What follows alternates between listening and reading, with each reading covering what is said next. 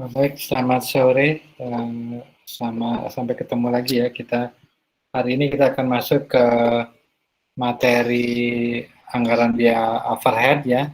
Sebelumnya sudah kita pelajari di materi-materi sebelumnya, hanya saja secara khusus belum kita masuk ya. Di dalam latihan yang sudah kita kerjakan, kemudian di dalam tugas usahanya juga beberapa sudah membuat ya. Hanya saja hari ini kita coba melihat lebih detail lagi apa saja yang masuk ke dalam anggaran biaya overhead. Nah, di dalam materi hari ini kita coba akan lihat satu persatu komponen-komponen dari biaya overhead. Nanti sekaligus bisa dicek kembali tugas usahanya, kira-kira mana yang akan diperbaiki atau disempurnakan. Karena di dalam prakteknya sangat berbeda ya, jadi sangat bervariasi tergantung dari jenis usaha, kemudian tergantung dari besar kecilnya usahanya. Jadi nanti kita lihat yang mana yang bisa diaplikasikan, yang mana yang bisa dipakai. Sudah bisa dilihat materinya? Sudah, Pak. Sudah, Pak. Ya, seperti biasa nanti kalau ada yang bertanya ya bisa ditulis di kolom chat ya, atau nanti bisa ditanyakan langsung pada saat kita diskusi. Nah, kita masuk ke anggaran biaya overhead pabrik ya. Nah, tentunya kenapa kita khususkan pabrik ya, karena ini kita membahas secara umum untuk biaya yang suatu perusahaan yang skalanya besar. Nah, kalau yang kita lakukan di dalam latihan usahanya kan masih skala kecil gitu ya. Tentunya biaya overhead-nya kita menggunakan acuan overhead pabrik. Walaupun usaha kita itu kan masih rumahan gitu ya, skala kecil atau mikro.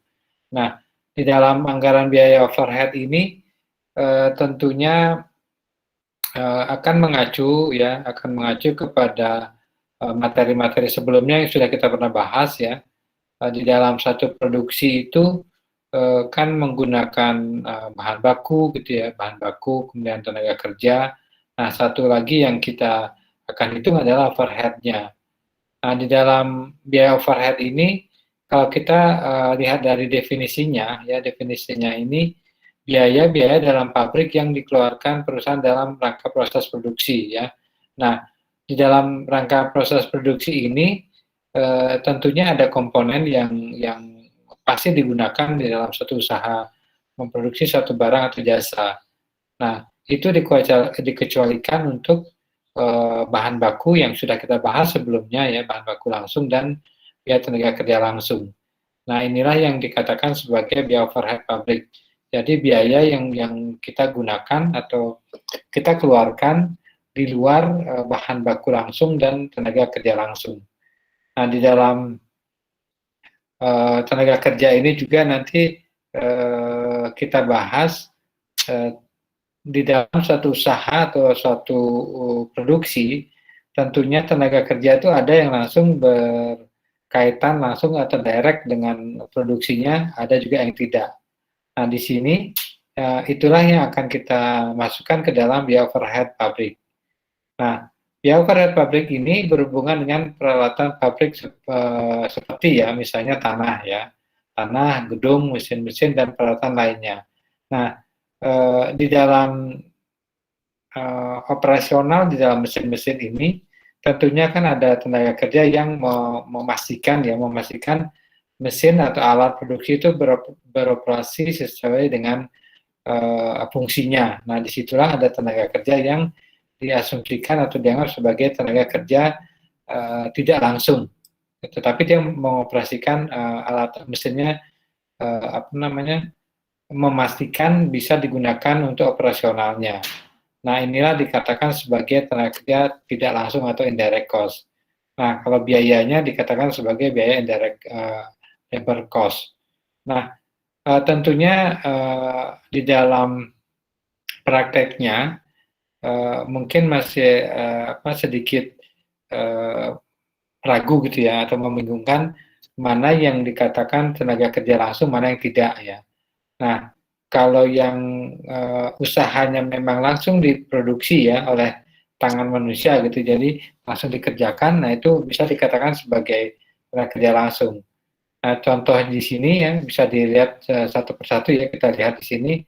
Pada umumnya biaya overhead pabrik terdiri dari, nah coba kita lihat ya. Nah, misalnya kalau gaji manajer pabrik dan stafnya. Nah, tentunya staf ini yang tidak langsung memproduksi barangnya gitu ya. Itu dikatakan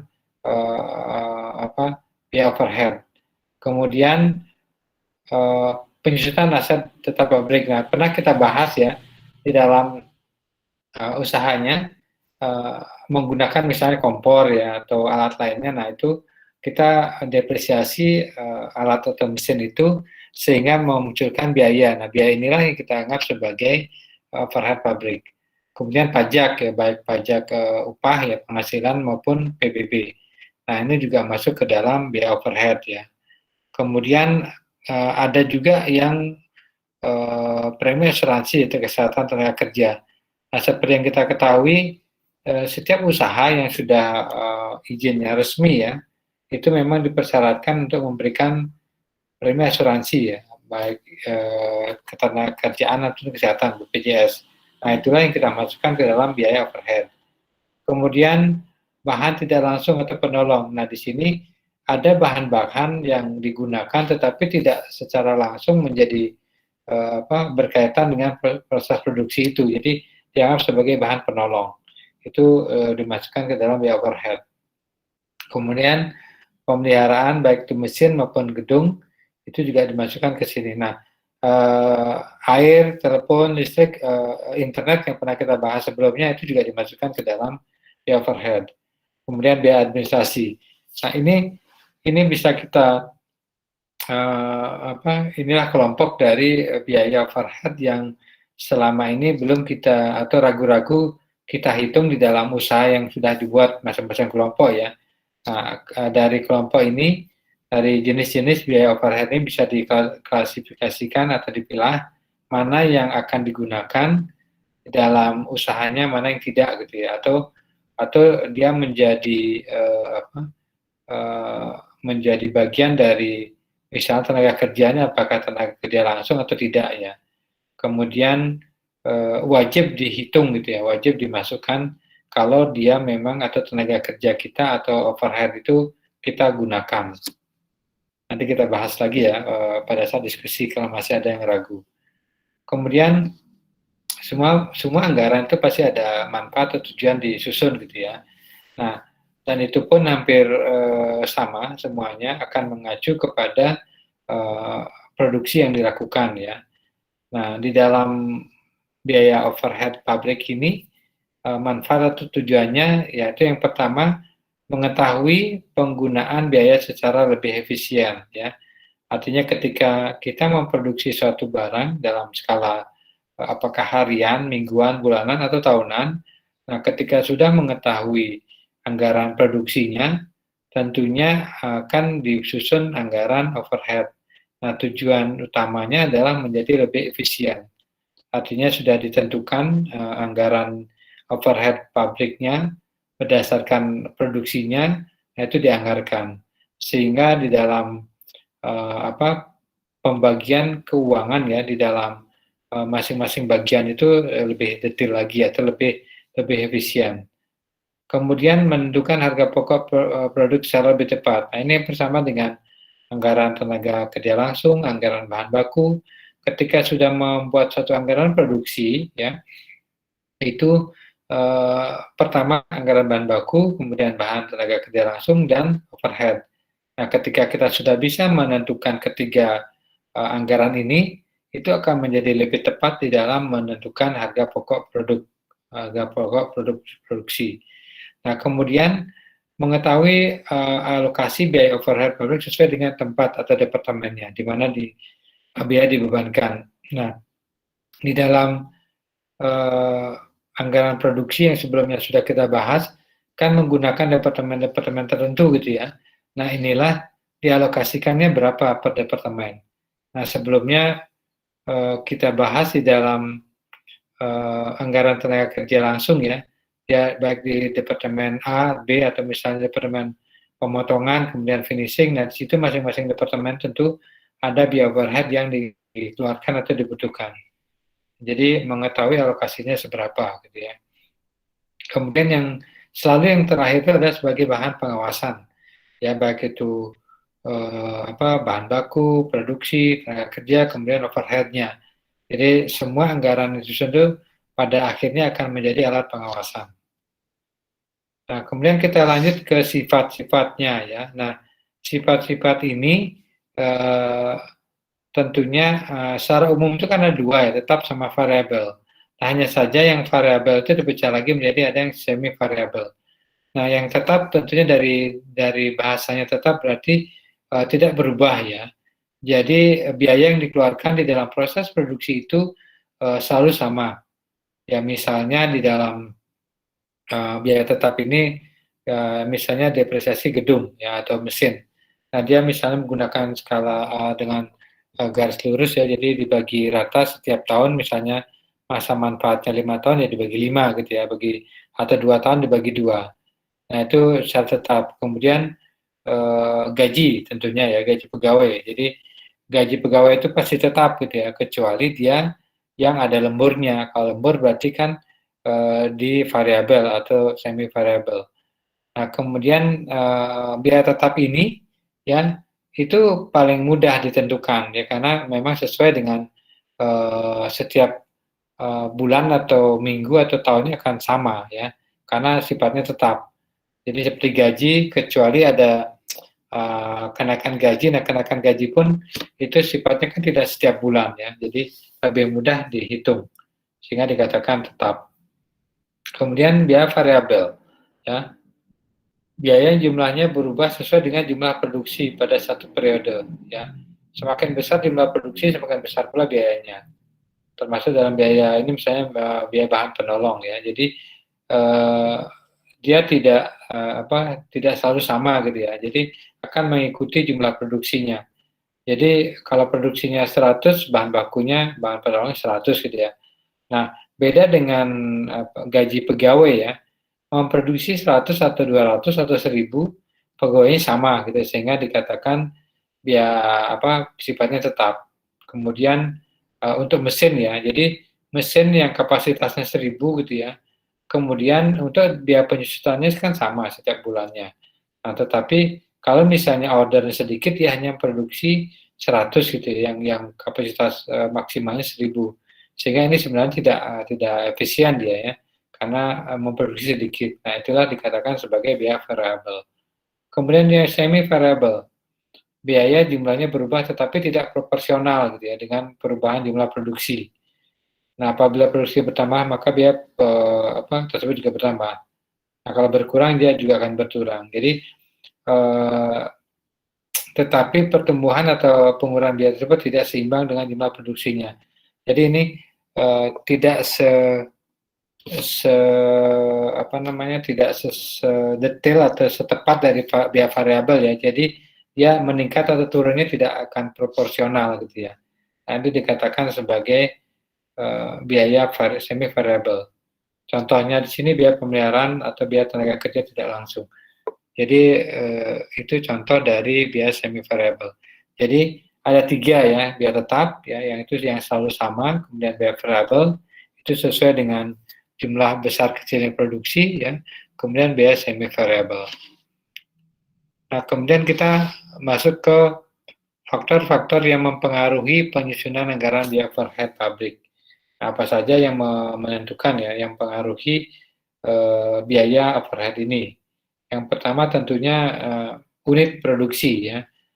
Berapa besar atau berapa banyak produksi yang dilakukan, kemudian seperti apa kualitasnya ya, dan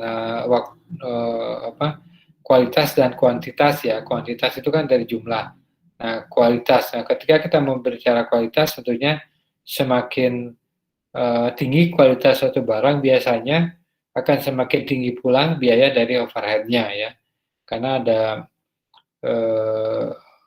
tenaga kerja controlling yang digunakan untuk memastikan mutu dari barang itu semakin baik. Kemudian berbagai standar yang telah ditetapkan ya.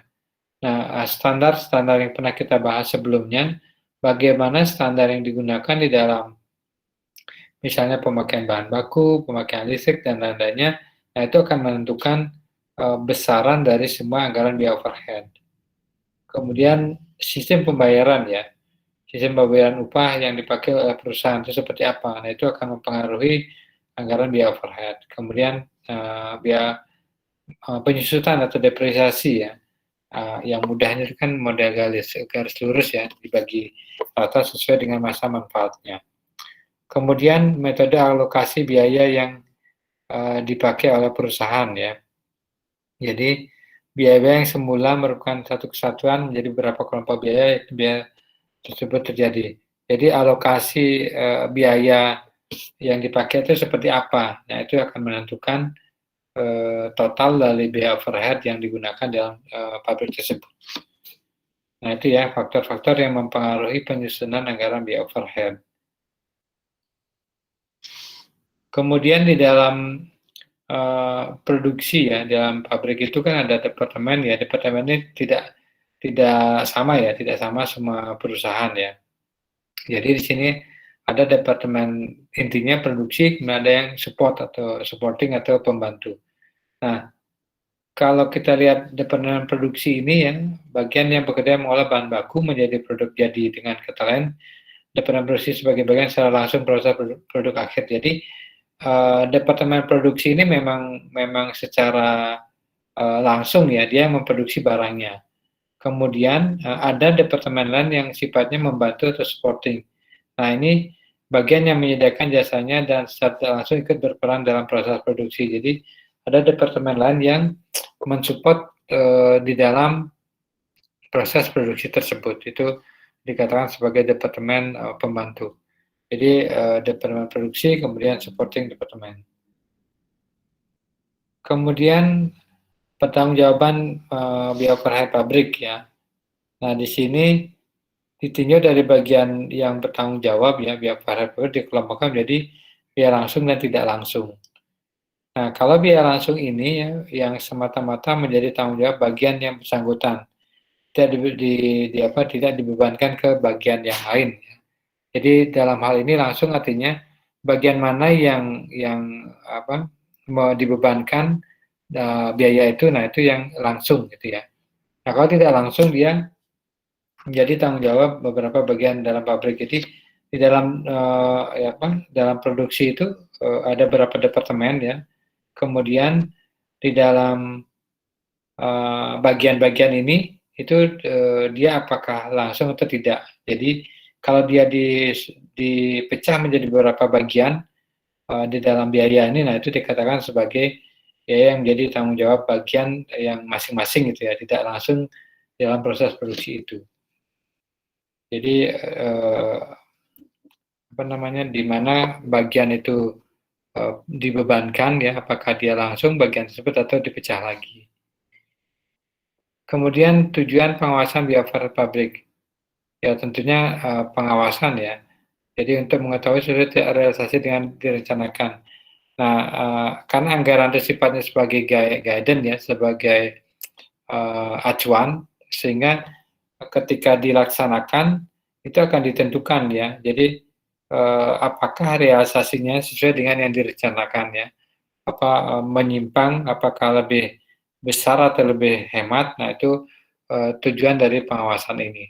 Nah ketika sudah mulai dioperasionalkan ya, jadi mulai beroperasi, pengawasannya dilakukan setiap saat gitu ya. Jadi apakah dia akan menghitungnya setiap minggu atau tentunya pengawasan kan setiap hari.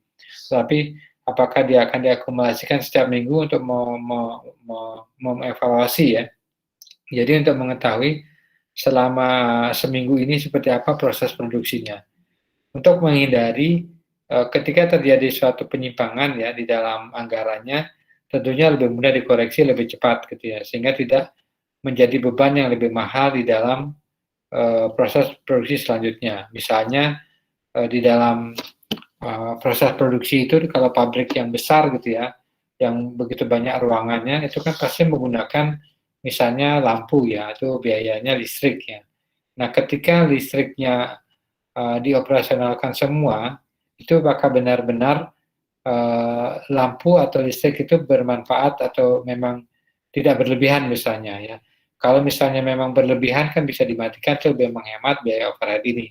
Nah, itu kalau ketika mulai beroperasi gitu ya, ketika ada misalnya listrik atau air yang memang berlebihan itu bisa dihemat. Nah, itu akan pengawasannya lah penting. Nah, karena di dalam proses produksi itu ya masing-masing karyawan itu kan tidak semuanya akan merasa dirinya sebagai pemilik pabrik ya. Nah, ketika dia katakanlah contoh kecil aja ya, misalnya di satu restoran gitu ya, penggunaan air ya, misalnya untuk mencuci piring.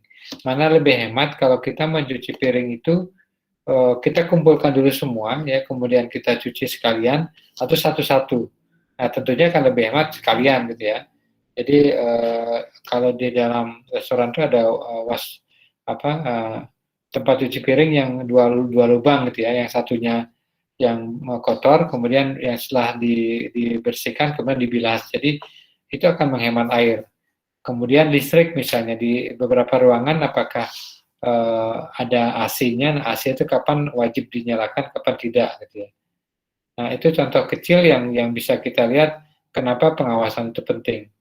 Karena tidak semua karyawan itu akan care terkait dengan kita harus menghemat atau tidak gitu ya. Kemudian yang kedua, untuk mengetahui besar kecilnya biaya overhead ya, ini tadi sudah saya singgung ya. Jadi seperti yang contoh tadi, ketika kapan kita misalnya suatu ruangan itu wajib lampunya nyala terus, kapan tidak gitu ya. Kemudian AC, kemudian air gitu ya. Itu bisa lebih menghemat.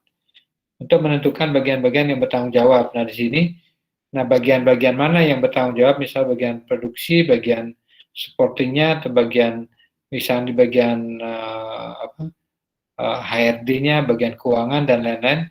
Nah, supporting bagian-bagian ini secara keseluruhan akan menjadi beban juga gitu ya.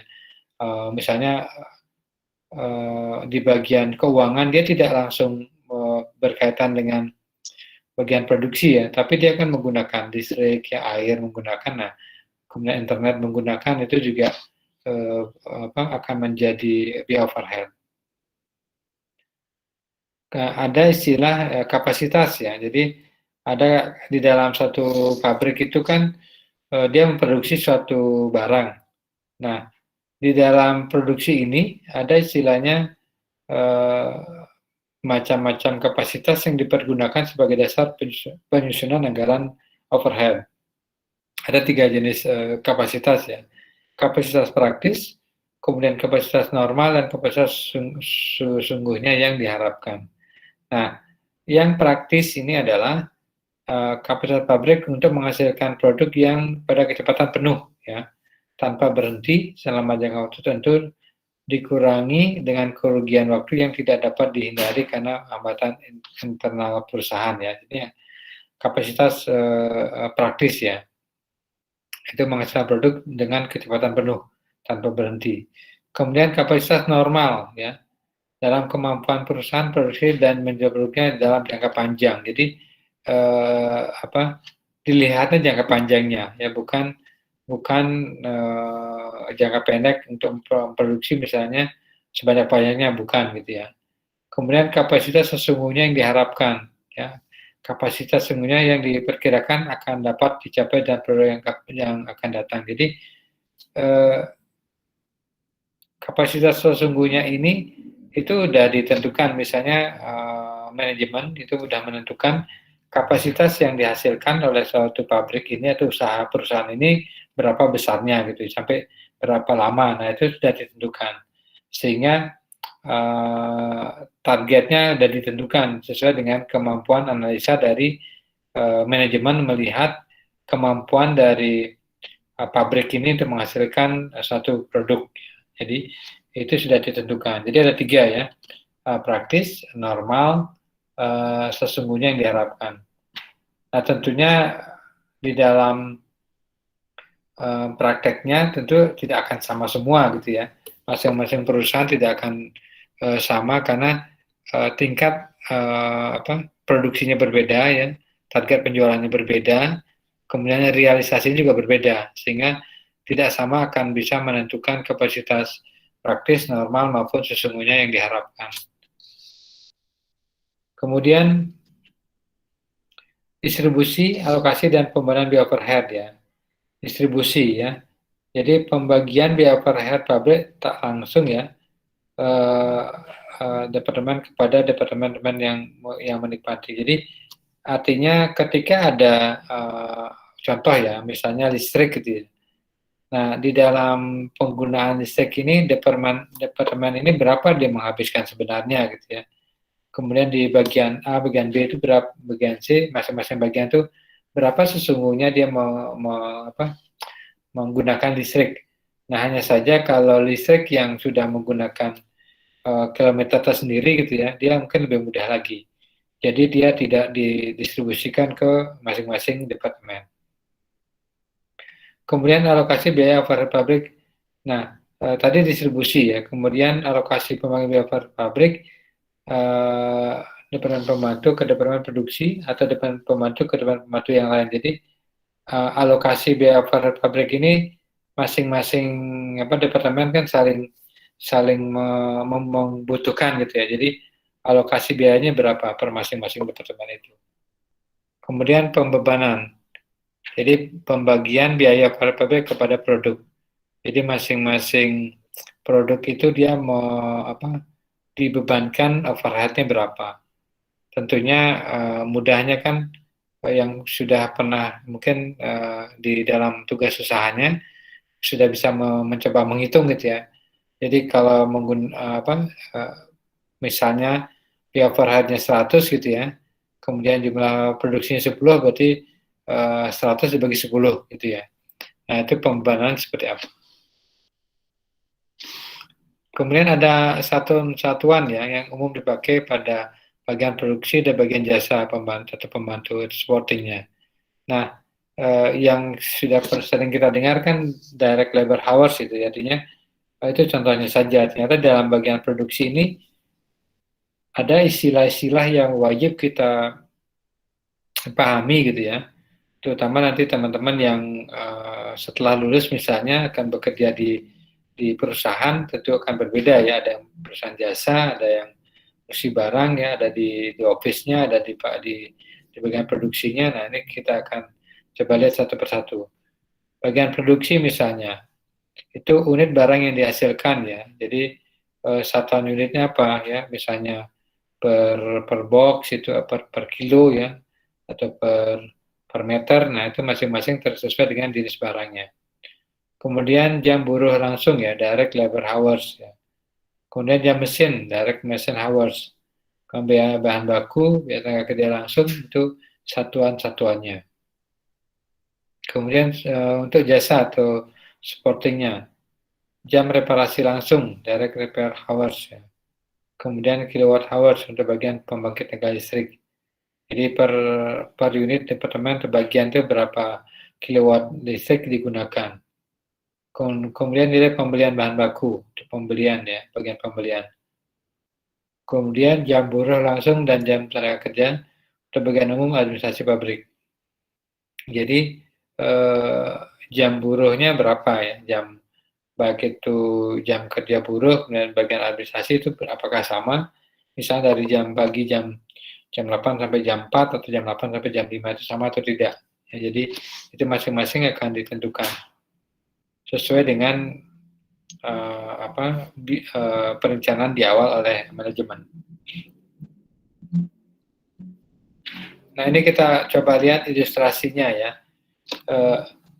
Di dalam contoh ini, ilustrasi ini tentunya sangat bervariasi ya, seperti yang saya sampaikan tadi, sangat bervariasi masing-masing pabrik atau usaha.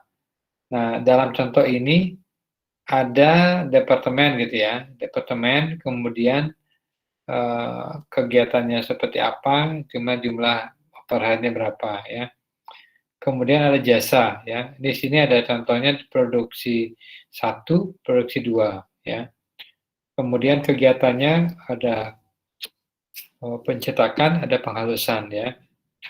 Nah, jasa, nah di sini supporting itu ada jasa 1 itu pembangkit listrik, kemudian jasa 2-nya bengkel. Nah, ini kita coba melihat bagaimana alokasi distribusi masing-masing biaya tersebut ya. Nah, misalnya ya, rencana pemakaian jasa dari seksi 1 dan 2. Pertama, departemen produksi 1 ya. Dia 50% ya. Jasa 1 dia. Jadi departemen produksi 1 dia jasa 1 menggunakan 50% ya. Kemudian jasa 2-nya 40%. Kemudian produksi 2 jasa 1 digunakan 30%, jasa 2 menggunakan 50%. Nah, untuk departemen ya, karena departemen jasa 1 kan dia tidak menggunakan ya, karena dia sendiri gitu ya. Kemudian dia menggunakan jasa 2 10% ya. Kemudian jasa 2 dia menggunakan 20% jasa 1. Nah, di dalam perhitungan ini ya, satuannya seksi jasa 1 ada pembangkit listrik ya. Satuan kegiatannya diukur dengan kilowatt hours ya. Dalam setahun yang direncanakan sebesar 10.000 kilowatt hours. Nah, seksi jasa 2 adalah bengkel ya, yang dalam setahun bekerja 10.000 direct repair hours ya, karena bengkel ya, perbaikan ya. Nah, coba kita lihat. Menentukan persamaan yang berlaku untuk kedua seksi jasa masing-masing ya. Kemudian menghitung besarnya biaya overhead neto ya seksi jasa setelah saling memberi dan menerima jasa. Jadi karena ada yang memberi dan menerima jasa 1 dan 2 ya. Jadi coba kita hitung nanti. Kemudian menentukan tarif per kilowatt hours-nya untuk jasa 1 dan direct repair hours-nya untuk seksi jasa 2. Jadi pertama kita wajib mencari persamaannya. Nah, untuk yang pertama ya, persamaan yang berlaku untuk masing-masing seksi ya. Nah, X ini ya, X yaitu biaya overhead pabrik seksi jasa 1 setelah menerima biaya overhead pabrik seksi jasa 2 ya. Jadi untuk X ini BP seksi jasa 1 setelah menerima biaya overhead pabrik seksi jasa 2. Nah, sebaliknya Y ya, Y seksi jasa 2 setelah menerima overhead seksi jasa 1. Jadi selalu ya, kalau yang 2 dia menerima 1, kalau 1 dia menerima jasa 2.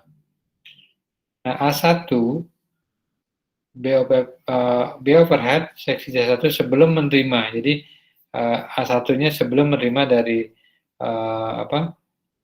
dari jasa 2 ya.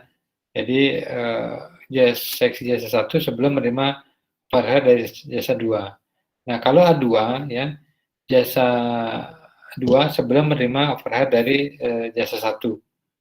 Kemudian B itu persentase ya. Jadi persentase, kalau B1 berarti penggunaan seksi jasa 2 oleh seksi 1 ya. Jadi 1 itu dia berapa persentase penggunaan jasa seksi 2 oleh 1. Kalau 2, berapa persentase penggunaan jasa 1 oleh jasa 2.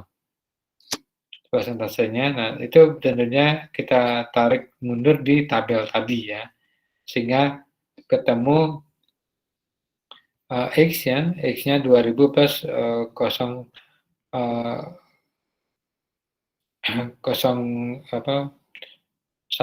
ya, ini karena 10% ya, ini 10%, 0,1 ya, karena 10% ya, kemudian Y-nya 0,2 karena 20%, dilihat di tabel ini ya.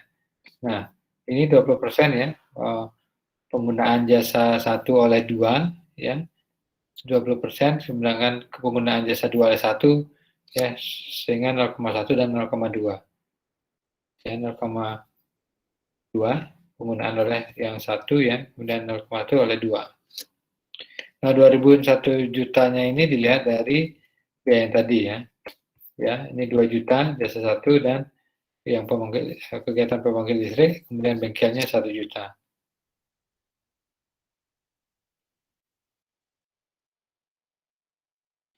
Nah, kemudian karena sudah diketahui ya rumus masing-masingnya ya, X dan Y-nya, nah itu bisa kita temukan nilai X dan Y-nya ya. Ketika kita mencari nilai X, jadi karena ini matematika ya, pasti sudah bisa semuanya, menggantikan karena X adalah 2 juta plus 0,1 Y, jadi Y-nya diganti dengan 1 juta plus 0,2 X, sehingga persamaannya menjadi X 2 juta plus 0,1 dikalikan ya, ini dikalikan Y ya, 1 juta plus 0,2 X. Nah, X ini kita temukan menjadi 2 juta 142.857 ya. Kemudian karena sudah ketemu X ya, kita akan mencari Y-nya ya. Y-nya ketemunya 1.428.571. Ya, ini X sudah ketemu, Y sudah ketemu. Jadi ini BA per head pabrik itu masing-masing seksi jasa ya. Jadi masing-masing seksi jasa Y dan X.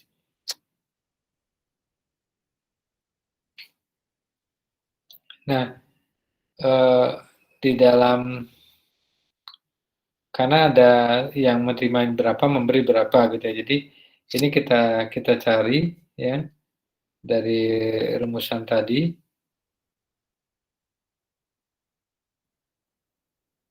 Ya, dari rumusan tadi kita ketemunya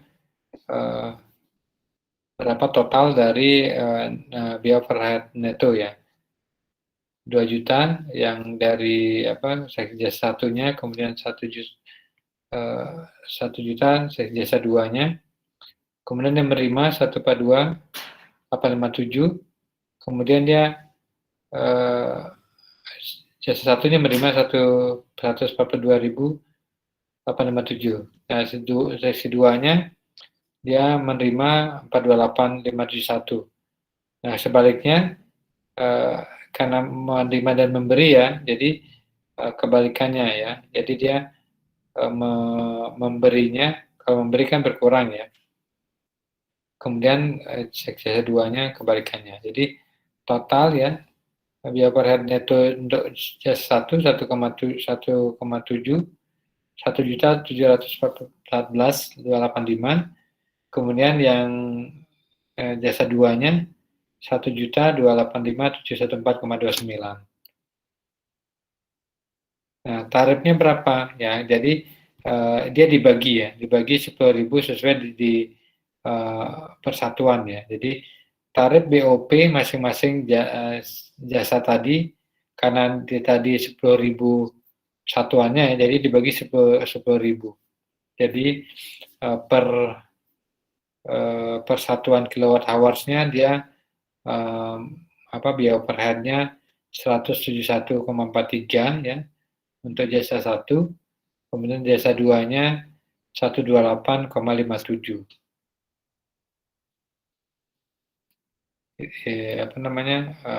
Itu salah satu ya. Jadi kita melihat dari penggunaan masing-masing jasa 1 oleh jasa 2, jasa 2 oleh jasa 1. Kemudian yang berikutnya, coba kita lihat. Di sini ada PT Dinara Yuda memiliki 3 departemen ya. Ada departemen pemotongan, perakitan, dan penyelesaian. Nah, kemudian ada dua departemen jasa, listrik dan bengkel. Biaya departemen jasa itu dialokasikan berdasarkan jam listrik, Sementara Departemen Jasa Penyusunan Gedung Bengkel dilakukan berdasarkan luas lantai.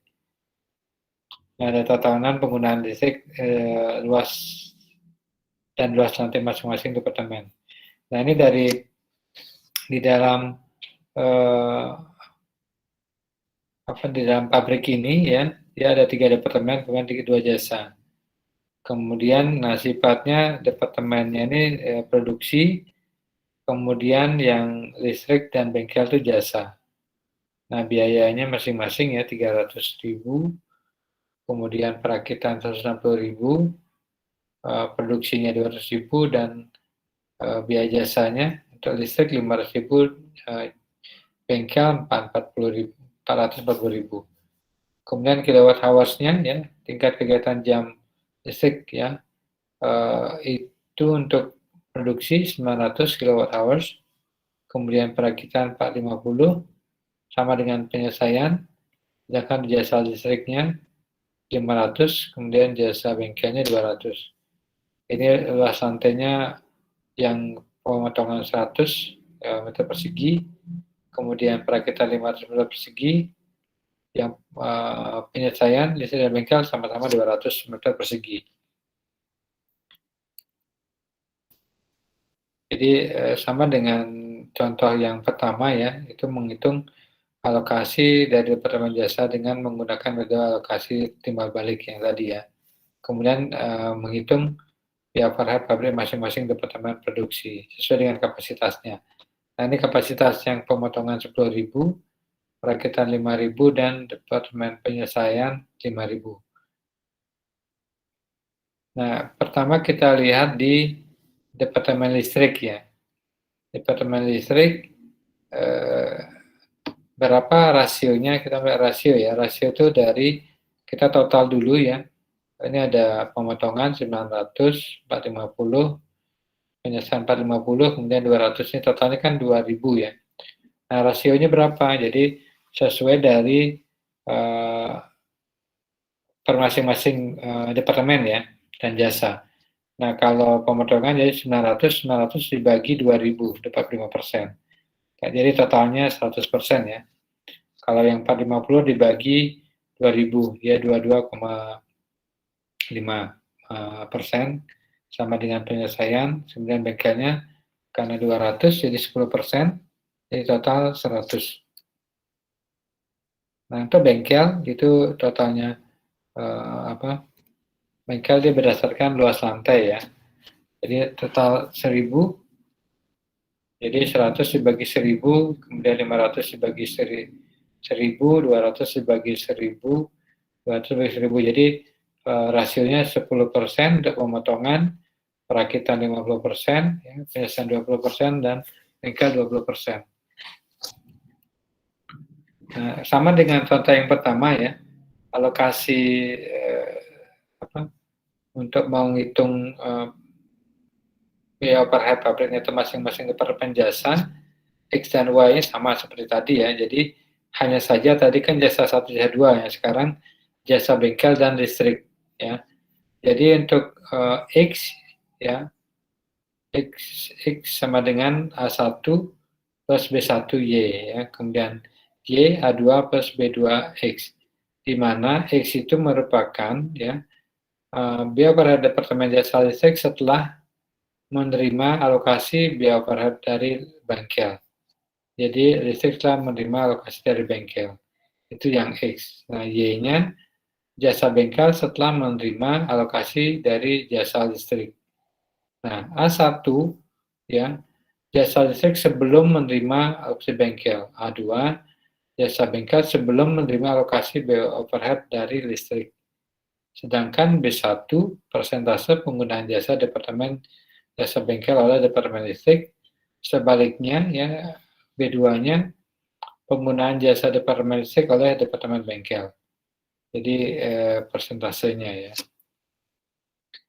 Nah, kita lihat dari rumusan tadi ya, untuk X-nya, X sama dengan 500.000 karena 20% ya, 0,2.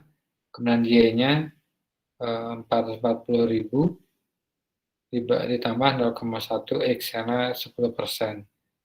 Jadi ketemu X-nya 588 ya. X-nya X-nya ketemu 600.000 ya. Kemudian Y-nya ketemu 500.000 dari rumus matematika ini. Jadi X-nya 600.000, Y-nya 500.000. Kemudian untuk tabel alokasi BOP, proporsi pemakaian jasa Departemen Listrik atau X ya. Jadi kan ada rasionya di sini. Totalnya kan 600.000 ya. Jadi ini 600.000. Jadi sesuai dengan rasionya. Ya, untuk pemotongan 270.000, kemudian perakitan 135.000, penyelesaian 135.000, bengkel 60.000, jadi total 600.000. Kemudian untuk bengkel sesuai dengan rasionya, karena 500.000 totalnya, jadi 10%-nya 50.000, 50%-nya 250.000, 20%-nya 100.000 ya. Jadi total 500.000.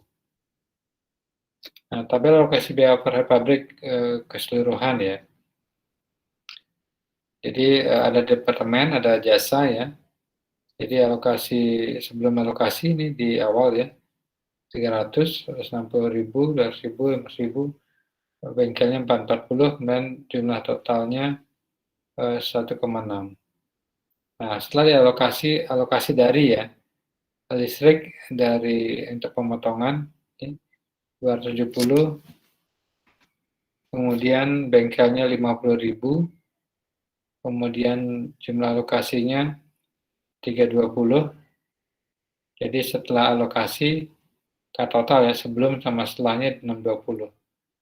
Kemudian perakitan listrik 135, bengkel 250, jumlah alokasi 385, totalnya 585.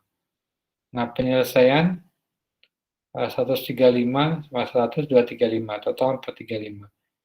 Nah, untuk listrik dan bengkel, ini silang ya.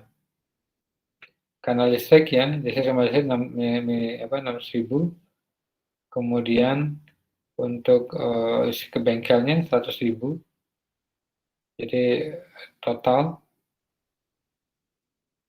minus 500 ya alokasinya. Kemudian yang bengkelnya 60.000 untuk listrik ya, kemudian 500.000 berkurang 500.000 untuk bengkel.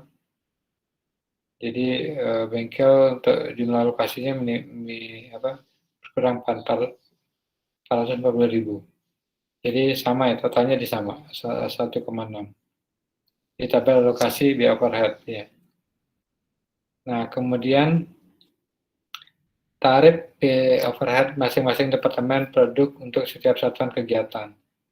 Jadi untuk pemotongan dibagi 10.000, jadi 62 rupiah.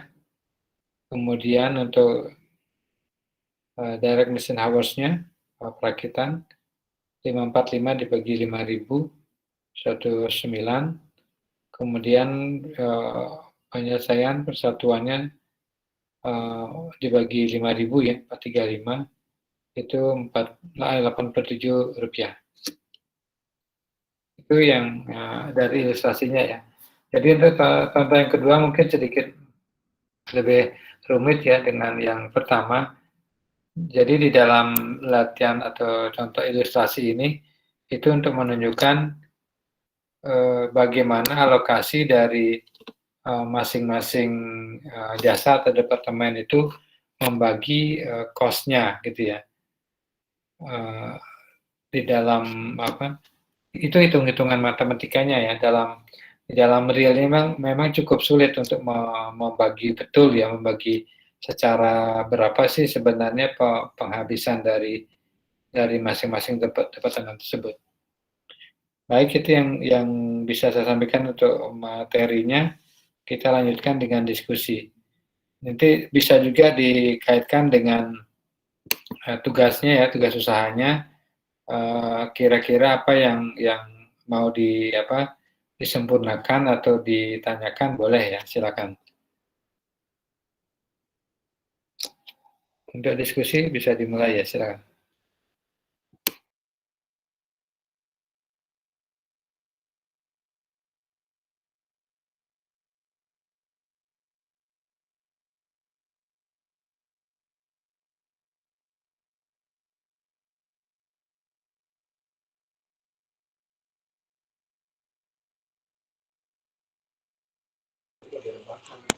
Izin bertanya, Pak.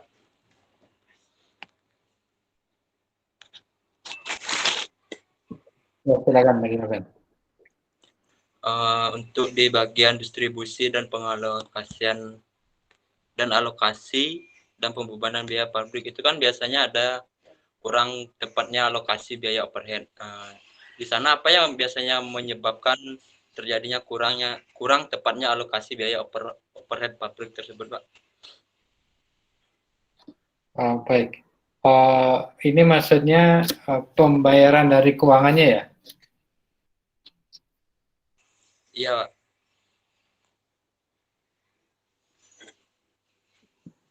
Ya, gini. Di dalam alokasi tentunya kan gini, pentingnya anggaran, kita coba runut kembali ya. Anggaran itu kan disusun berdasarkan rencana ya, jadi rencana kegiatan untuk produksi dalam kurun waktu tertentu ya, dalam periode tertentu. Nah, di dalam di dalam proses penyusunan ini tentunya kan semuanya berdasarkan perkiraan ya. Nah, terkait dengan overhead ini penyusunannya kalau sudah mengacu kepada rencana produksi, kemudian produksinya berapa, itu akan menghitung berapa kebutuhan bahan baku, kebutuhan tenaga kerja, kebutuhan overhead. Nah, ketika sudah ditentukan anggaran ini, ya, seharusnya bagian keuangan itu sudah memilah-milah ya, sudah membagi semua anggaran yang ada. Ya, misalnya anggaran produksinya 100 juta gitu ya. Anggaran, 100 juta itu dibagi menjadi misalnya bahan bakunya 300 juta gitu misalnya, kemudian produksinya 300 juta, kemudian overheadnya berarti 3 tambah 3, 600, 400 juta. 40 ya, karena 100 juta, jadi 30 juta sama 40 juta. Nah, alokasi ini kan harusnya sudah dipegang di bagian keuangan. Nah, kemudian itu harus dialokasikan ke biaya overhead. Nah, kenapa tadi pertanyaan kenapa bisa terlambat itu ya? Diberikan anggaran ini, nah tentunya harusnya tidak terjadi ya. Kenapa? Karena sudah dianggarkan sebelumnya. Hanya saja memang bagian keuangan itu harus paham dengan alur dari proses produksi ini. Kapan akan dibayar, kapan kebutuhan dananya. Nah, untuk overhead ini kan biayanya sepertinya tadi ya. Misalnya contohnya overhead itu apa? Misalnya kalau gaji itu otomatis di akhir bulan gitu ya. Kemudian listrik itu udah otomatis dibayar oleh bagian keuangan kan, bagian keuangan yang membayar setiap bulan. Internet juga seperti itu. Mungkin yang menjadi contoh yang mungkin bisa kita ambil misalnya untuk reparasi ya. Reparasi, kalau reparasi mesin atau pemeliharaan gedung atau pemeliharaan perbaikan atau pemeliharaan mesin. Nah, ini mungkin itu sering terlambat ya. Karena kalau misalnya bagian keuangan tidak langsung mengalokasikan, karena itu munculnya berdasarkan laporan gitu ya. Nah, kapan report itu masuk, katakanlah mesinnya rusak gitu ya, atau mesinnya tidak bisa berputar, atau lampunya mati gitu ya. Nah, ketika ini terjadi, biasanya di perusahaan yang sudah memiliki SOP yang baku ya, harus dilaporkan. Jadi dari pegawai melaporkan ke supervisinya, supervisi menyampaikan ke manajer, manajer baru menyampaikan ke bagian keuangan. Nah, bagian keuangan baru memberikan uang. Nah, uang diberikan ke bagian pembelian, purchasing ya. Nah, itu proses cukup panjang. Jadi kalau misalnya perusahaan besar memang akan membuat SOP yang sedetail mungkin. Tujuannya apa? Untuk menghindari penggunaan penyalahgunaan dari biaya itu sendiri, anggaran itu sendiri. Gitu, Noven. Mungkin kalau kurang jelas atau kurang sesuai bisa dikonfirmasi lagi.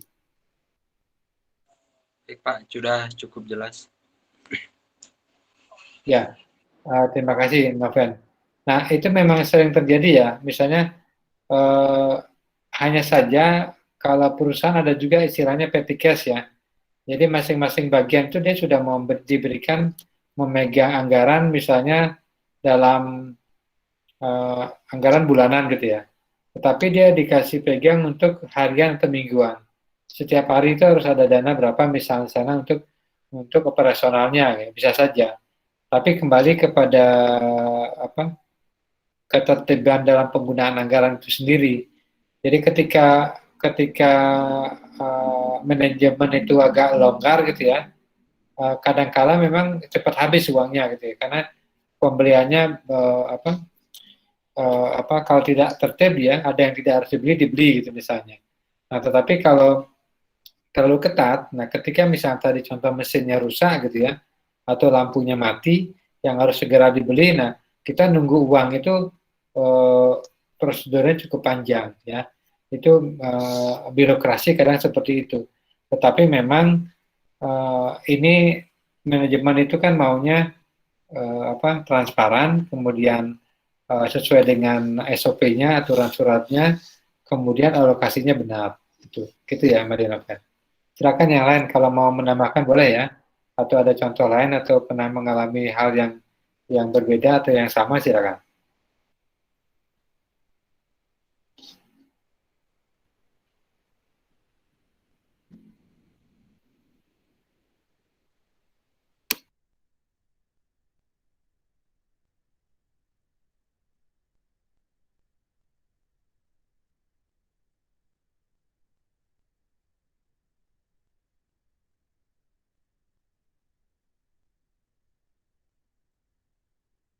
Dari pembahasan tadi, kalau ada yang mengaitkan dengan tugas usahanya boleh ya. Jadi kita diskusikan. Ini saya coba menjawab pertanyaannya Ayu Windari ya.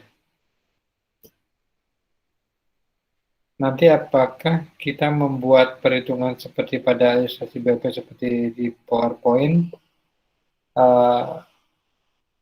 Dan juga saya ingin bertanya karena tadi koneksi saya sempat terputus, apakah dalam suatu usaha itu minimal ada departemen produksi, departemen pembantu, atau boleh produksi saja? Kemudian, oke. Nah, untuk ilustrasi BOP ini, eh, kalau misalnya memang bisa dibuat ya. Maksudnya gini, kalau misalnya ada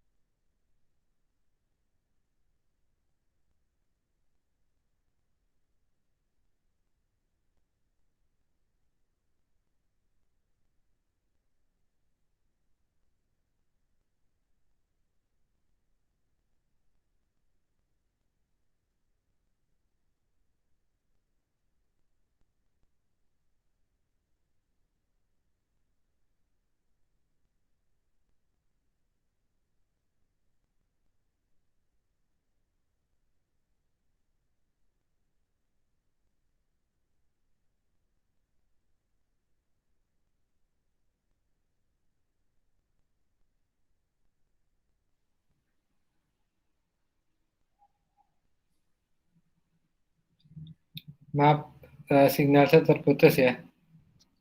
Kita Iya. coba sambung lagi ya.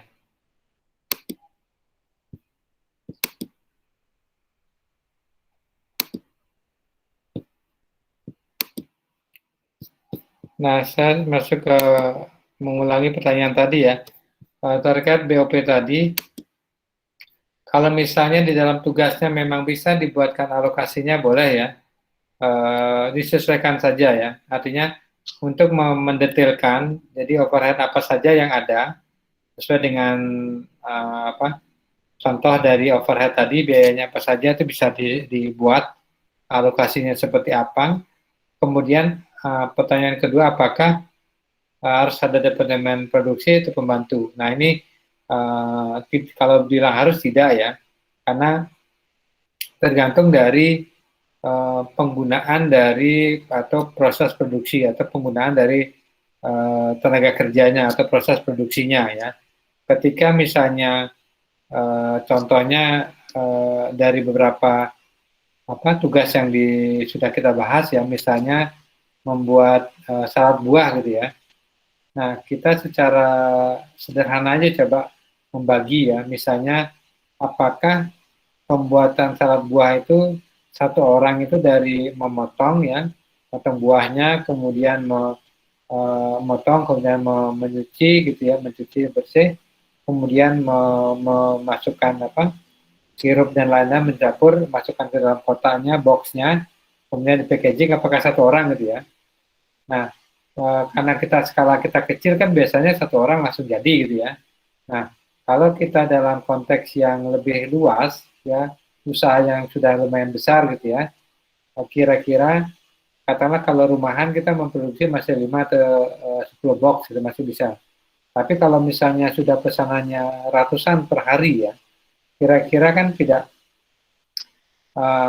efisien ya kalau kita satu orang motong kemudian membungkus dan sebagainya selesai ya. Nah, kayaknya lebih bagus kalau satu orang itu memotong buahnya gitu ya, kemudian satu orang itu membuat adonannya jadi satu salad buahnya, satu orang packagingnya. Jadi ada tiga bagian gitu ya, tiga bagian atau tiga orang, tiga tenaga kerja, sehingga alur dari proses produksi menjadi lebih cepat gitu ya. Jadi gambarannya seperti itu. Tapi kalau misalnya kita memang misalnya usahanya yang sederhana, misalnya yang lebih sederhana, misalnya tidak memerlukan proses produksi yang membutuhkan banyak orang ya, mungkin satu orang selesai gitu ya. Seperti itu Ayu Windari. Contoh sederhananya seperti itu.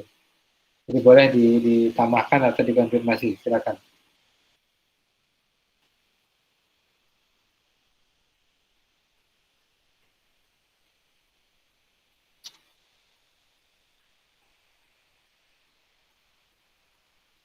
Yang lain kalau mau menambahkan boleh ya. Ini Ayu Windari kan tidak bisa ini ya, mic-nya rusak ya. Mungkin ditanggapi lewat chatting.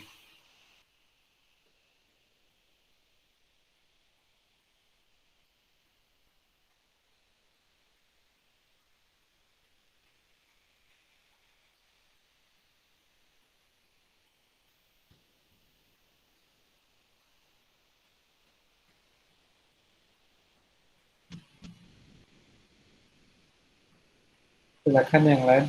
Mungkin ada yang. Jadi kita mencoba menyederhanakan ya.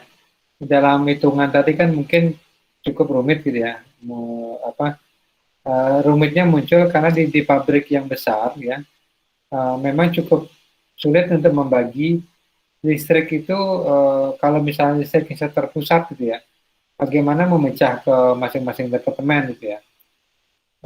Tetapi kalau sekarang misalnya masing-masing bagian itu listriknya kilometernya sendiri gitu ya, yang apalagi dia sudah dipecah gitu ya, akan lebih mudah memastikan sebulan itu habis berapa di bagian ini gitu. Misalnya kos-kosan ya, kos-kosan kan listriknya masing-masing kamar itu ada kilometernya kan, jadi ya sudah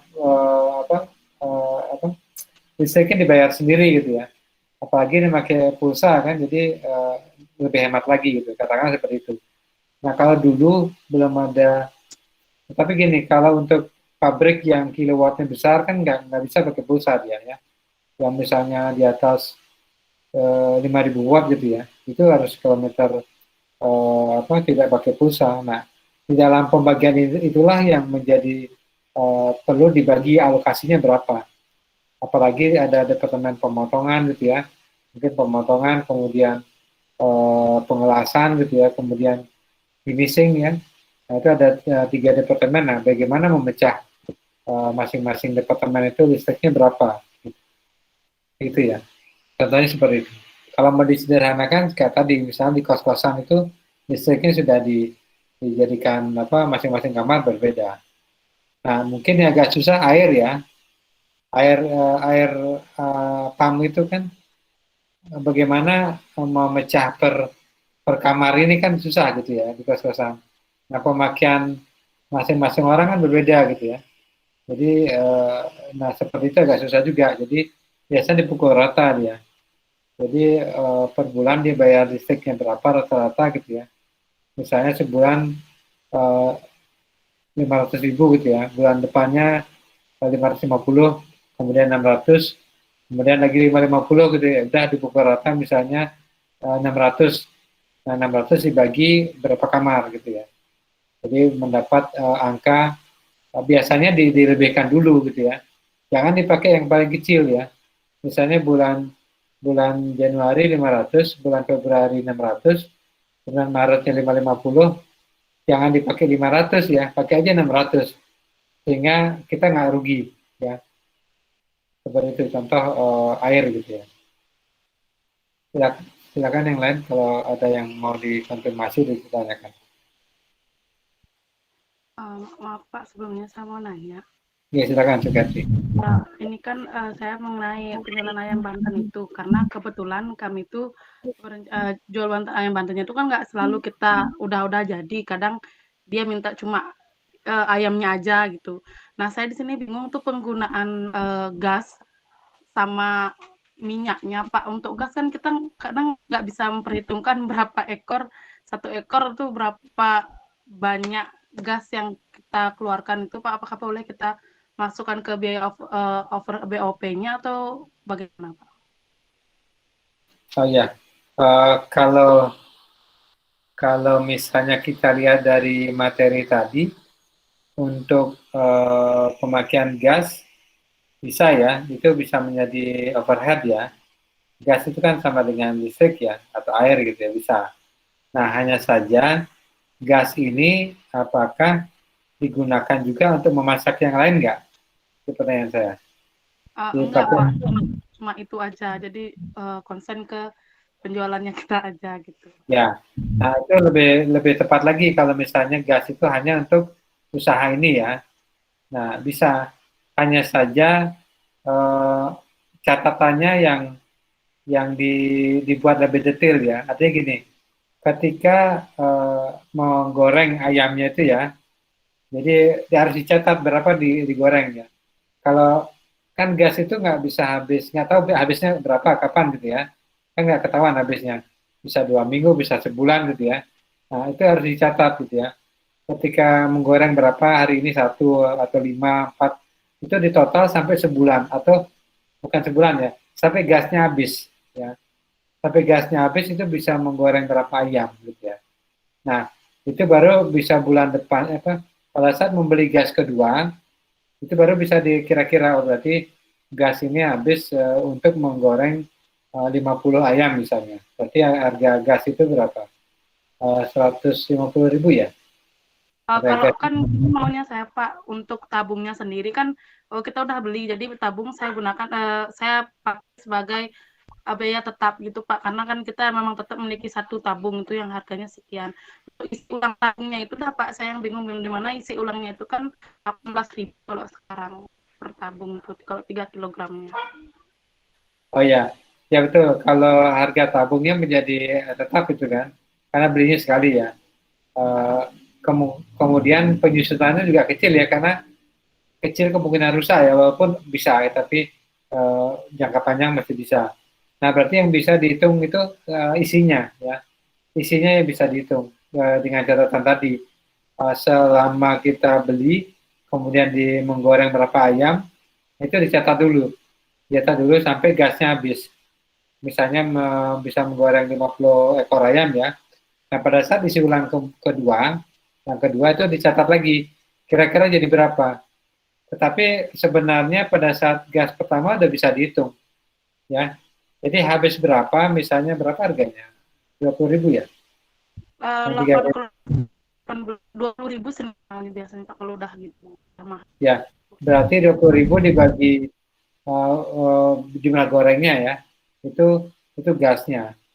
Bisa memudahkan seperti itu untuk menghitungnya.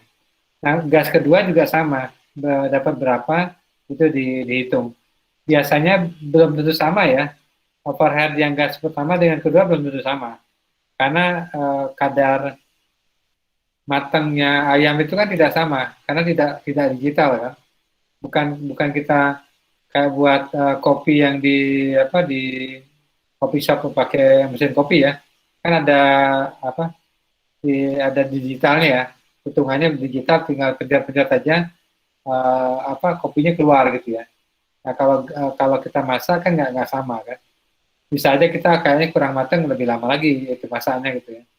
Jadi tetapi menghitungnya sama, ketika udah gasnya habis ya sudah dibagi harga isi ulang gas dibagi dengan jumlah ayam yang digoreng, seperti itu. Baik Pak, terima kasih Pak. Iya, sama-sama.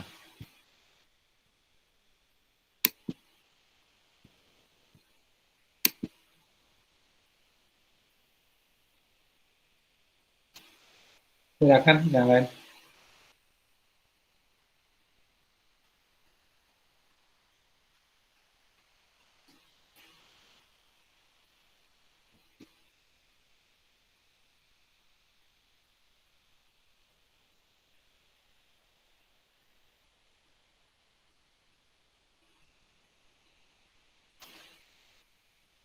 Kalau dari pemahaman, silakan Restu. Saya izin bertanya Pak mengenai metode depresiasi aset tetapnya Pak. Untuk yang mesin itu kan menggunakan garis lurus Pak ya, sama bangunan Pak ya, yang tadi Pak jelaskan. Ya, untuk metode depresiasi penyusutan itu kan ada banyak model ya, metode sesuai dengan akuntansi yang kita pelajari ya.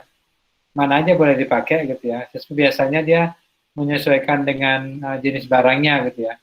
Tetapi kita yang paling mudah ya garis lurus kan. Jadi berapa tahun masa manfaatnya tinggal dibagi aja. Itu paling mudah sih memang. Paling mudah. Hanya saja ada kalau dari akuntansi perpajakan dia ada yang modal menurun ya. Jadi tidak sama, karena semakin lama kan semakin ringan seharusnya ya biayanya, tidak sama sebenarnya. Tapi kembali kita mana aja boleh dipakai asal konsisten. Maksudnya gini, ketika kita membuat suatu depresiasi atau penyusutan ya harus di state itunya menggunakan metode apa. Jadi tidak jangan tidak membuat metode penyusutan gitu loh ya. Kenapa menggunakan garis lurus? Karena itu paling mudah.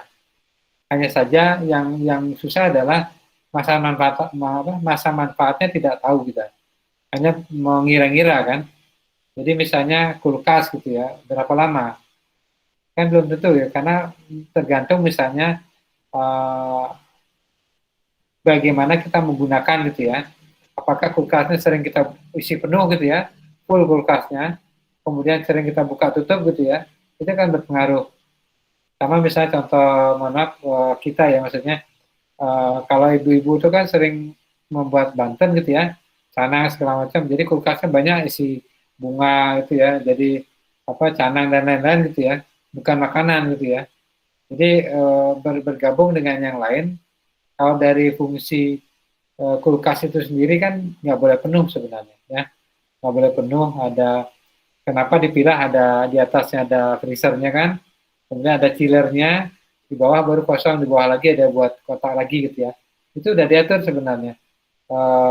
Kapasitasnya sudah ada, kemudian barang apa aja kita simpan sudah ada sebenarnya. Itu contoh-contoh, nah, salah satu contoh ya. Jadi tidak kesulitannya adalah bagaimana kita menakar masa manfaat dari asetnya itu. Itu yang agak sulit. Tetapi kalau bagi accounting ya, audit ya, atau untuk membayar pajak misalnya, ketika kita memunculkan biaya, itu kan gini, semakin besar biaya yang kita munculkan, itu kan mengurangi keuntungan ya, ya nggak? Mengurangi keuntungan, berarti kan labanya semakin kecil, otomatis pajaknya kan kecil kan, gitu. Larinya ke sana gitu ya. Nah, misalnya tujuan akhirnya adalah untuk meminimais pembayaran pajak gitu ya. Tetapi kan bukan itu sebenarnya gitu ya. Yang tepat adalah yang seharusnya adalah berapa sebenarnya masa manfaat dari mesin atau alat ini, harusnya seperti itu. Bukan memperbesar biaya.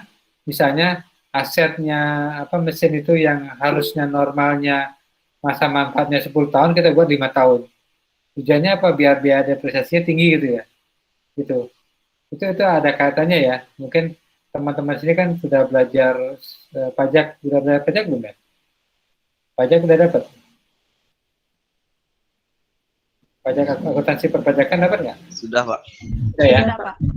Nah, itu kaitannya ke sana gitu ya.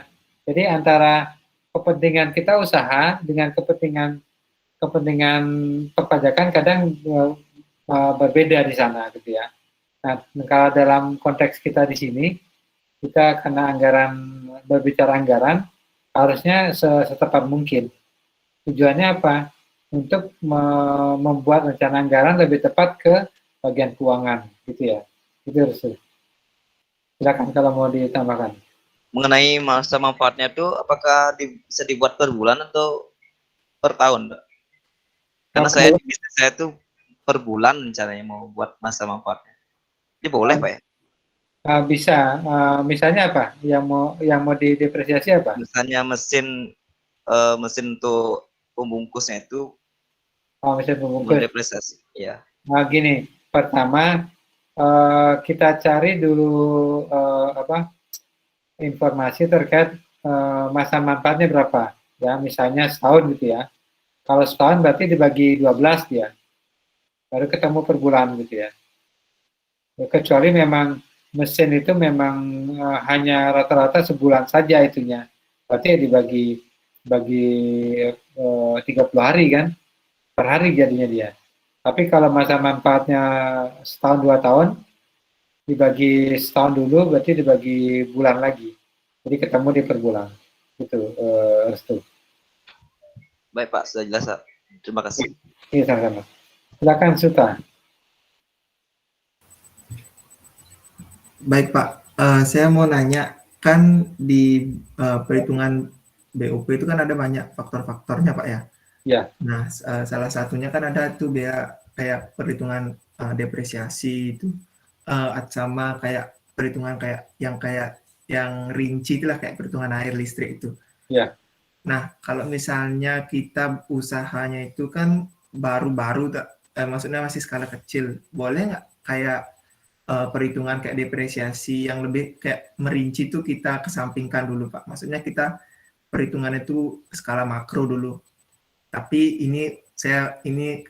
pertanyaan saya ini untuk usaha yang kecil, boleh nggak pakai gitu, Pak? Ya, baik, Restu. Suta ya. Suta. Ya, boleh ya. Artinya gini, tujuan kita belajar di sini ya, tujuan saya juga kita membuat usaha ini sebenarnya ingin pertama, anggaran ini ingin melihat apa sih sebenarnya anggaran itu gitu ya. Apa saja yang harus kita rencanakan, apa yang kita siapkan, apa yang kita hitung. Ini untuk skala yang normal ya, skala besar gitu ya, usaha atau pabrik gitu ya.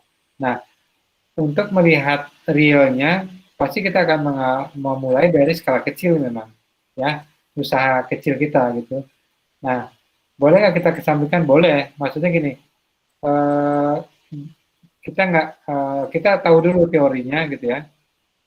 Apa saja sih yang termasuk biaya overhead gitu ya. Apa saja gitu ya, hitungnya seperti apa. Nah, setelah kita paham dan tahu, kita lihat di prakteknya usaha kita ini.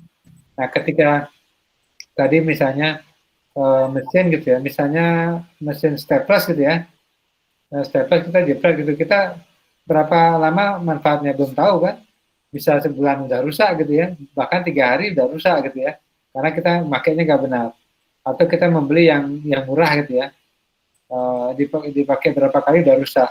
Nah, artinya apa? Ketika kita sudah membeli, nah kita sudah belajar akuntansi, itu ada masa manfaat ya. Kemudian ada depresiasinya. Depresiasinya berarti ngitungnya dari mana? Kita bagi dengan masa manfaatnya.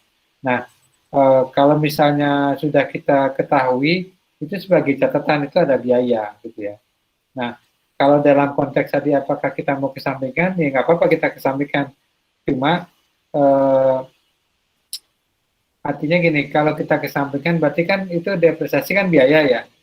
Berarti kita kan mengurangi biaya jadinya. Ya enggak? Jadi gini, ketika kita kesampingkan biaya depresiasi ini, nah ketika kita menghitung penjualan kan, penjualan kita dapat, kemudian kita kurangkan dengan harga pokok produksi, ya, dan biaya-biaya lainnya, ketemulah keuntungan kan, laba kan, labanya kita bagi gitu ya. Nah, ketika kita bagi sudah selesai, kita dapat ongkos, upah, kita dapat keuntungan.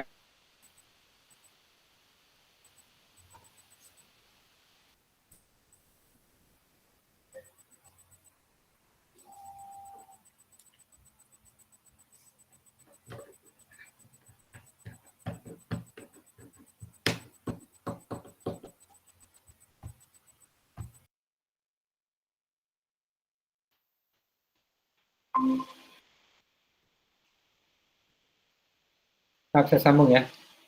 Jadi ketika kita tidak menghitung biaya depresiasi gitu ya, tadi kan keuntungan udah kita bagi gitu ya, upah kita bagi. Nah, tiba-tiba alat atau mesin kita rusak, nggak bisa dipakai, kita kan harus membeli kan. Nah, uangnya dari mana? Nggak ada uangnya, karena biaya depresiasinya kita nggak kurangkan gitu ya. Biaya depresiasi itu sebenarnya kita sisihkan ya. Jadi kita sisihkan ketika itu rusak, 5 tahun atau 1 tahun atau 2 bulan, kita bisa membeli yang baru gitu loh. Di sana sebenarnya intinya kompensasinya gitu ya. Kayak kita nabung ya. Jadi biaya ini kita ambil, kita simpan. Nanti ketika barang itu rusak, kita udah bisa membeli lagi gitu. Itu contoh analoginya seperti itu, Gede Seta. Silakan ditanggapi. Oh, baik, Pak. Berarti ini apa namanya tuh sebenarnya fungsi depresiasi ini tidak langsung sebagai apa namanya tuh kayak kita menabung gitu Pak ya. Jadinya kita tahu kapan apa namanya tuh barang itu harusnya diganti seperti itu Pak. Ya, kalau saya sih dari kacamata bisnisnya ke sana larinya ya. Maksudnya tadi ya, ketika kita tidak siapkan biayanya gitu ya, depresiasinya kita tidak hitung, nanti pas mesinnya rusak kita beli nggak ada gitu kan, tiba-tiba kita beli baru jadinya. Jadi kita nggak mempersiapkan tidak mempersiapkan anggaran untuk menyiapkan membeli barang itu. Itu maksudnya.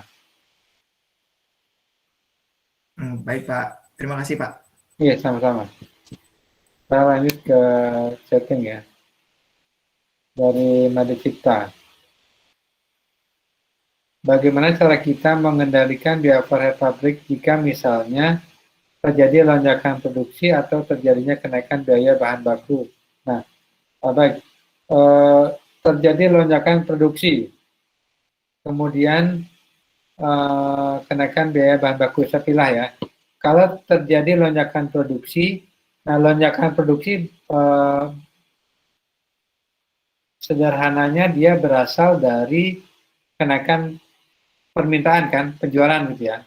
Nah, kalau dari produksi kita udah akan mendapat penjualan ya, ada keuntungan di situ. Jadi sudah dikompensasi kembali sebenarnya uangnya gitu ya. Nah, yang agak sulit adalah ketika terjadi kenaikan bahan baku.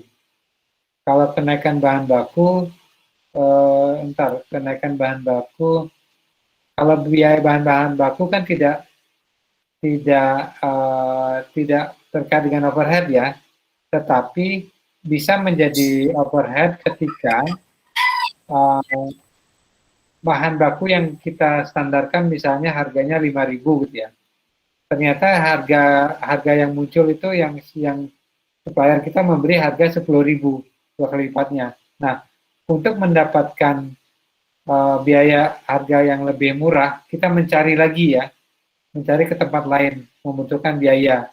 Nah, itu bisa kita kaitkan munculnya biaya overhead baru, karena kita mengantisipasi mendapatkan bahan baku yang lebih murah atau minimal sama dengan yang kita anggarkan. Itu kita. Baik Pak, sudah cukup jelas Pak. Terima kasih Pak. Saya tambahkan sedikit ya, untuk produksi, antisipasinya memang gini, ketika ada peningkatan produksi berarti kan sederhananya gini, ada peningkatan penggunaan mesin gitu ya, ada peningkatan penggunaan listrik, ada peningkatan penggunaan bahan baku yang lain, penolong dan pembayaran upah dan lain-lain. Nah, ini mungkin yang menjadi pertanyaan tadi ya, apakah di bagian keuangan itu akan mensupport gitu ya. Nah, kalau dari logika manajemen sih wajib disupport. Kenapa? Karena ini produksi ini sudah akan laku gitu ya, bukan peningkatan produksi untuk hanya menambah kapasitas produksi ya. Kalau produksinya memang sudah ada pemesanan, kita kan akan mendapat penjualan, kan dapat uang masuk. Jadi sementara uang yang ditalangin dulu oleh bagian keuangan bisa kita kembalikan, gitu ya. Itu menurut kita. Baik Pak, terima kasih Pak. Oke, silakan Putu Suka. Selamat sore Pak, izin bertanya. Oke, silakan. Nah, di sini saya kan di kelompok saya menggunakan usaha jagung kering. Nah, di sana saya menggunakan mesin yang dibantu dengan listrik, Pak. Apakah diperlukan pencatatan mengenai penggunaan listrik pada tugas saya atau boleh tidak, Pak? Karena kan listrik di rumah saya jadi satu dengan kebutuhan rumah seperti itu, Pak. Boleh. Untuk listriknya untuk apa aja tuh ya, Siska? Untuk TV, kulkas, semua Pak, lampu. Maksudnya untuk usahanya? Dalam penggilingan saja Pak. Penggilingan ya. Ya, gini, secara apa namanya? Secara hitung-hitungan anggaran ini wajib kita hitung. Ya. Nah, bagaimana kita menghitung itu? Berarti kan ada alokasinya ya. Alokasinya dari penggunaan listrik. Nah, memang tidak akan tepat sekali ya. Kenapa? Karena di rumahnya listrik yang digunakan itu jadi satu dengan penggunaan rumah gitu ya, rumah yang lain. Nah, memang kalau kedepannya kalau bisa dibuatkan tempat khusus untuk penggilingan gitu ya, satu kayak kos-kosan ruangan kecil gitu ya, ruang kecil, kemudian dipasang kilowatt yang kecil ya, misalnya hanya 400 watt gitu yang kecil lah, atau listrik yang paling kecil ya, sesuai dengan kebutuhannya. Nah, itu lebih mudah lagi sebenarnya. Hanya saja ada ongkos pemasangan kan, ya, pemasangan kan gini, kalau mengikuti PLN itu kan kadang memberikan ini ya, promosi ya, kadang gratis pemasangan gitu ya. Kalau misalnya gitu bisa aja kita pada bulan-bulan tertentu atau Agustusan gitu ya, atau momen tertentu kalian menawarkan pemasangan bisa gratis. Nah, boleh kita gunakan. Nah, kalau ada pemasangan kan nggak ada biaya ya. Jadi ketika pemasangan biayanya gratis, nggak apa-apa. Berarti kita hanya menggunakan pulsa itu kita isi ketika akan menggunakan penggilingan. Nah, di situ usahanya Siska lebih detail lagi di situ, ya. Udah terpisah listrik yang digunakan untuk penggilingan, bukan digabung dengan keluarga, gitu ya. Itu Siska. Baik Pak, terima kasih. Ya, sama-sama. Boleh ya yang lain kalau menanggapi atau teman kelompoknya, silakan.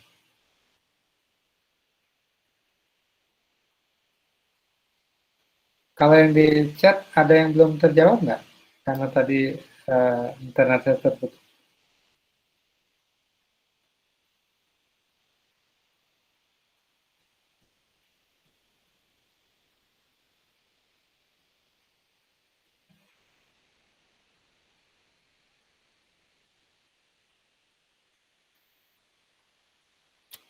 Untuk listrik mungkin banyak ya dari kelompok-kelompok yang usahanya menggunakan listrik, mungkin agak kesulitan untuk menentukan BOP-nya ya. Tapi dibuat saja, hanya saja hitungan ininya mungkin harganya tidak terlalu mahal ya.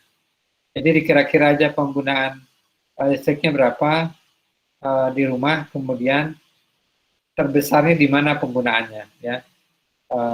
Jadi katakanlah misalnya sebulan itu membayar listrik 300.000 atau 500.000 ya, berarti kan ya kalau hanya untuk usaha kita dan tidak setiap hari itu ya dibebankan lebih murah saja. Ya dibagi aja misalnya ada berapa listrik, ada TV, ada kulkas, ada AC gitu ya. Nah kalau kita hanya menggunakan mixer kan wattnya berapa dia? Kan lebih rendah dari setrika ya, kecil sebenarnya gitu ya. Ya mungkin kita bebankan hanya 20.000 misalnya atau 10.000, sehingga nggak besar ya.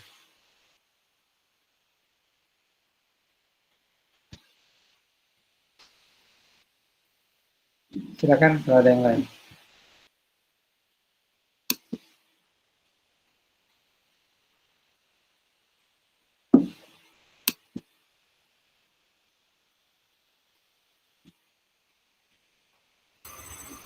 Pak, saya mohon izin bertanya, Pak.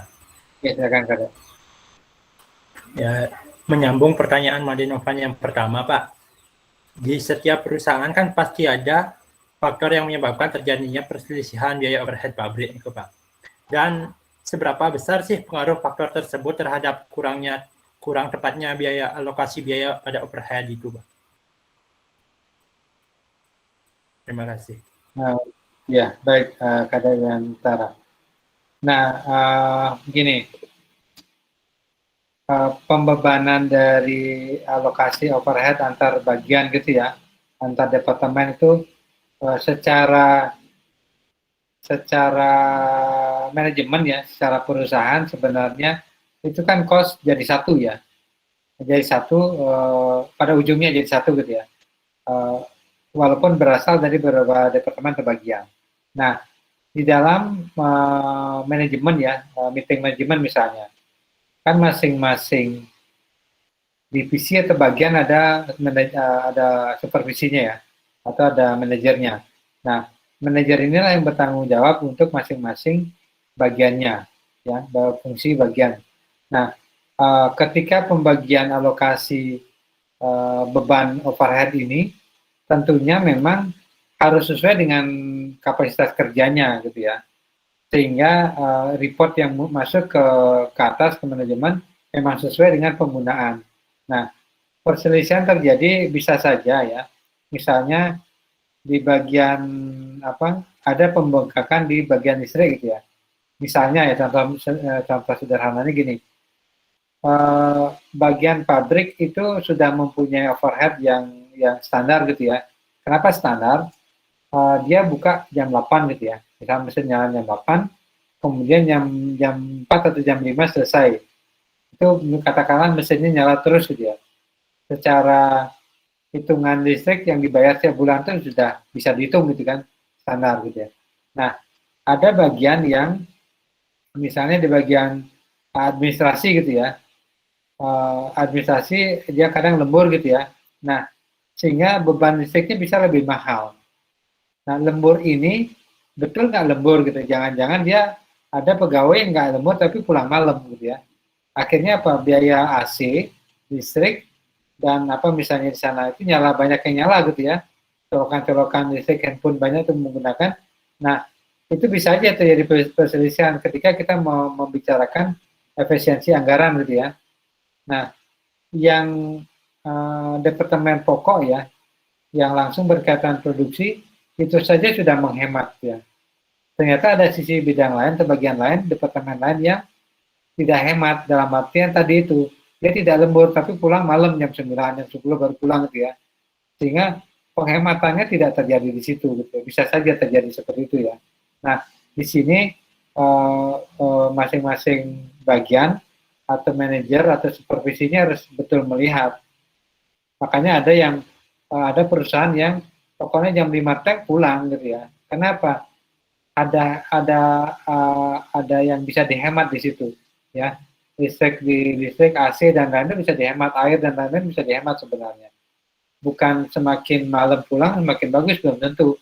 Kecuali bagian tertentu yang memang lembur gitu ya. Seperti itu, Pak.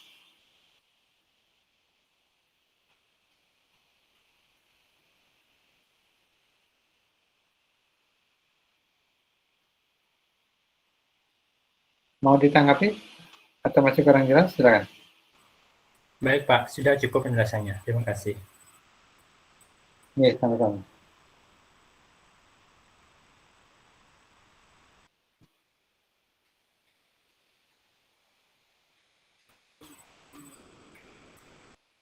Silakan kalau ada yang lain.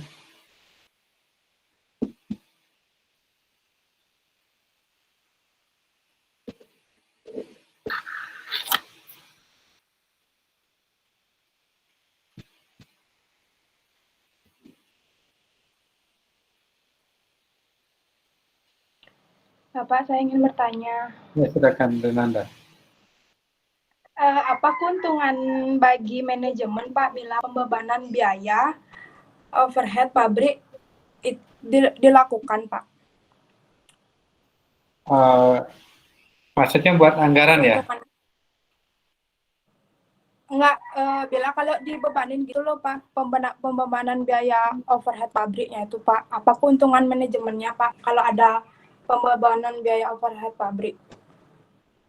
Oh ya, sebenarnya gini, kan bisa kita lihat dari manfaat ya. Kalau dicek kembali di slide-nya, ya, manfaat dari pembebanan atau pembuatan dari anggaran overhead ya, yang bisa ulang kembali ya, itu bisa menjadi lebih efisien ya penggunaan biaya. Kemudian menentukan harga pokok produksi. Kemudian alokasi sesuai tepat dengan tepat di masing-masing departemen pengawasan. Nah, tujuan ini maksud saya gini. Nah, contoh sederhananya, ketika kita membuat biaya overhead, harga barang atau harga jasa yang kita jual itu kan ada komponennya ya. Pertama bahan baku ya, kemudian tenaga kerja, kemudian overhead. Kalau misalnya kita tidak menghitung overhead-nya, berarti harga pokok produksi kita itu masih kurang sebenarnya. Ya, dampak akhirnya gimana? Menentukan harganya kita lebih murah jadinya, ya. Karena harga overhead tidak masuk dalam komponen biaya. Misalnya harga barang kita misalnya 10.000 gitu ya, itu belum termasuk overhead, ya. Kalau kita tambahkan itu overhead itu menjadi 12.000.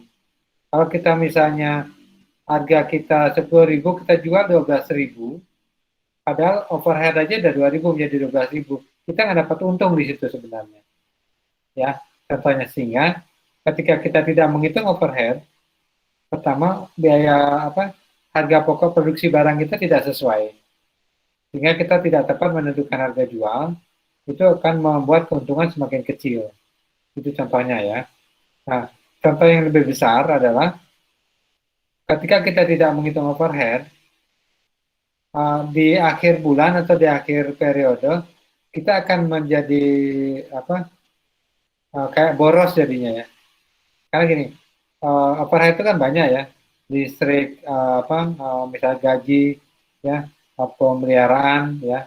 Contohnya gini, Kalau misalnya kita tidak membuat biaya pemeliharaan gedung atau mesin, ketika mesinnya rusak atau gedungnya ada yang retak ya, atau ada yang bocor gitu ya gentengnya, kita mencari biaya di mana gitu ya. Nah, inilah fungsinya ketika anggaran dibuat, semua dibuat sedetail mungkin dari semua aspek anggaran itu ada perencanaan. Nah, perencanaan ini fungsinya disiapkan anggaran oleh bagian keuangan. Jadi ketika periode anggaran berjalan gitu ya, ketika terjadi sesuatu kita sudah ada anggarannya, kita tinggal minta di bagian keuangan. Tapi kalau kita tidak anggarkan, keuangan tidak akan memberi. Apalagi kalau tidak ada dananya ya. Kalau ada dananya bisa ditalangi dulu gitu. Itu contoh sederhananya, Renanda. Baik Pak, terima kasih Pak. Sama-sama.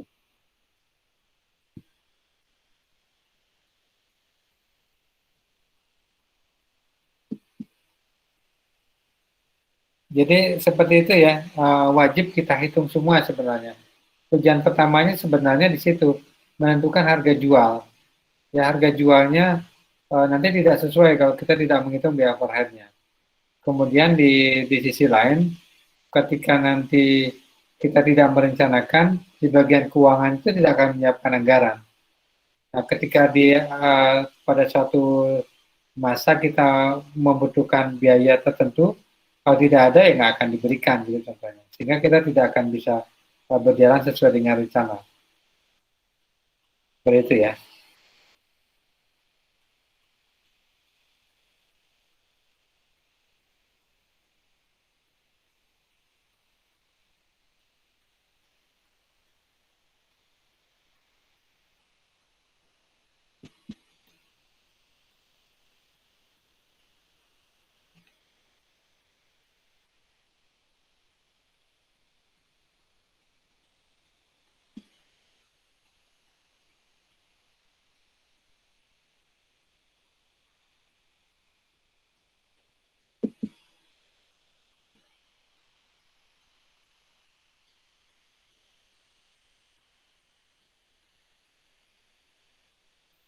Ada yang masih ragu dengan biaya overhead?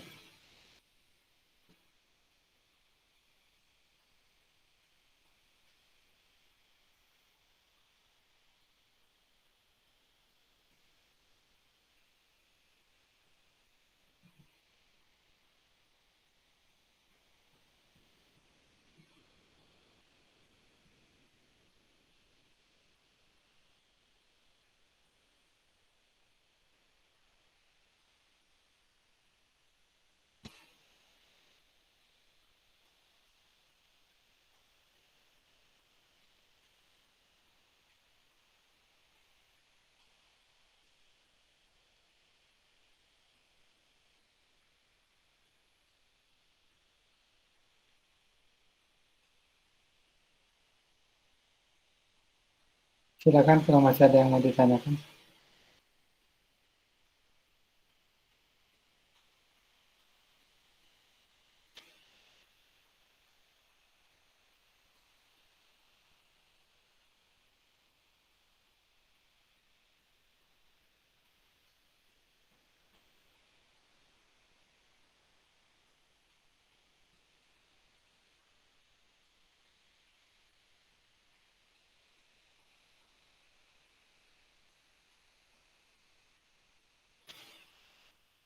Untuk latihan usahanya, ada yang ini nggak? Ada yang kesulitan nggak dalam menentukan biaya overhead-nya?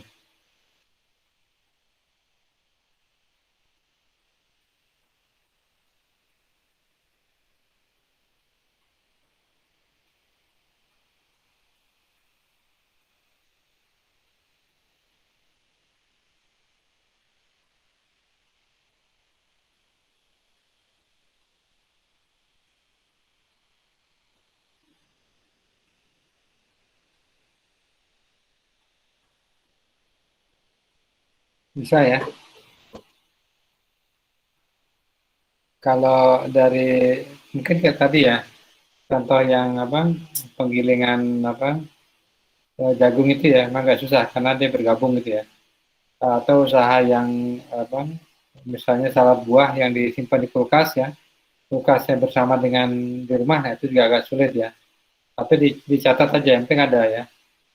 Komponennya harus ada, angkanya mungkin tidak pas gitu, tapi harus ada.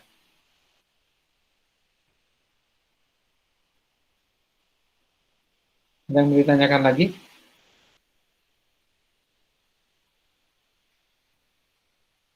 Untuk ilustrasi atau latihan tadi itu ini ya dipelajari pelan-pelan ya. Itu tujuannya untuk melihat seperti itulah nanti di pabrik ya. Di dalam pabrik atau perusahaan yang cukup besar yang menggunakan berbagai departemen, nah alokasinya seperti itu. Walaupun itu juga belum detail ya, maksudnya di dalam perusahaan juga belum bisa betul-betul menghitung tepatnya berapa gitu, tidak juga bisa gitu ya. Kecuali misalnya masing-masing departemen itu memang misalnya listrik dia menggunakan sendiri gitu ya. Nah itu bisa, kayak kos-kosan tadi bisa ya. Tapi kalau masih menjadi satu ya ada perhitungan seperti tadi, persentase digunakan.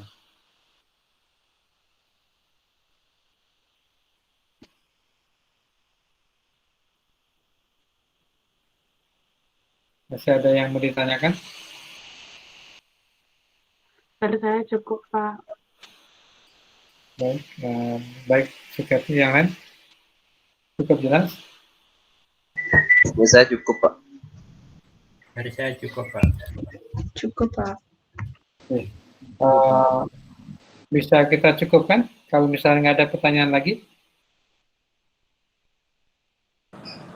Bisa, Pak. Ya. Bisa, Pak. Baik. Jadi materi overhead di overhead sementara itu dulu ya. Jadi yang penting dipahami dulu secara sederhana ya. Jadi overhead itu ada gitu, pasti ada. Tidak mungkin tidak ada gitu ya.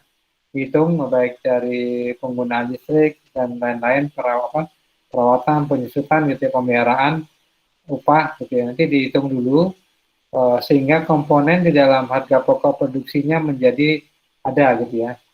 Sehingga untuk menentukan harga jualnya tepat, kemudian ada biaya cadangan yang digunakan untuk ketika mesin atau alatnya rusak itu bisa dibelikan lagi ya. Itu sederhananya. Untuk ilustrasi hitung-hitungannya nanti dipelajari kembali, mana yang masih ragu nanti bisa kita diskusikan minggu depan ya. Kalau tidak ada pertanyaan lagi, saya cukupkan dulu. Terima kasih atas perhatiannya. Selamat beristirahat. Selamat sore. Selamat sore, Pak. Selamat sore, Pak. Terima kasih. Terima kasih, Pak. Sore, Pak. Terima kasih.